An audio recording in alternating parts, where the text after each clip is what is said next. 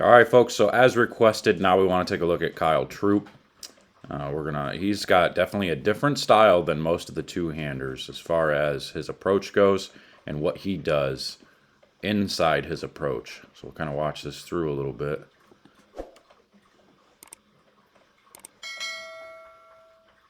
If you want, like, look at this shot right here. You'll notice the big difference between Kyle Troup and somebody like Simonson, Osku, or Belmo is Troup's kind of got more of like a traditional approach. His hop step is less pronounced. It's not as dramatic as some of the other two-handers trying to generate the power. Troup generally uses big steps, long steps from the back of the approach, and he's moving quick all the way through. You can see it's very the skip just isn't as pronounced. It's not as big. 1, 2, 3, 4, and he just takes a huge long slide to gain that speed.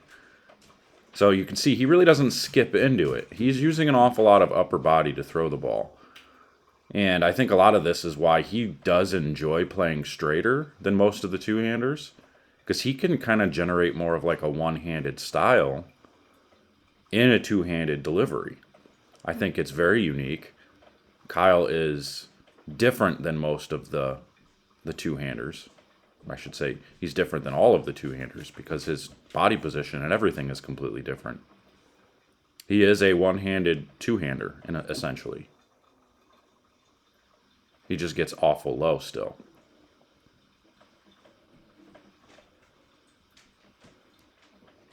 Yeah, he keeps everything in line just like you would a one-hander.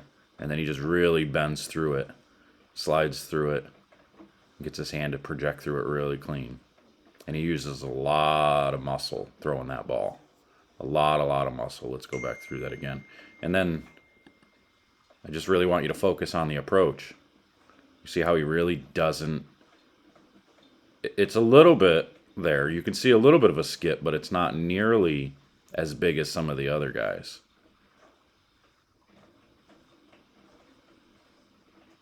Very smooth. Same thing. See, he gets his hand up underneath that ball. Back this up for you. Watch and see where his hand actually is when he's releasing. And he's playing straighter here. So you can see, look how low underneath the ball. That's the big benefit for a two-handed player, is being able to get your hand that far underneath the ball. That's exactly what I'm talking about when I'm saying try to drag your fingers on the ground. That's essentially what he's doing. He's dragging those fingers on the ground, rotating last second out in front. That body position, he has to get going forward because he's throwing it with his shoulders. You can see here, it's just mostly upper body. I mean, he's using a lot of his legs too, but it's mostly upper body to throw the ball. And then the speed between the upper body and the legs is what's generating the speed for him. But he does a really good job. I mean, obviously, he's had a lot of success. And he can go around it. It's almost like he's standing super tall, and then as he goes forward, that's what's creating the speed. He just dives forward into the shot and really projects all of his body weight into the shot to get it going. So yeah, that's all I got for you. I'm out of here. I got to take this call, and we'll see you guys later.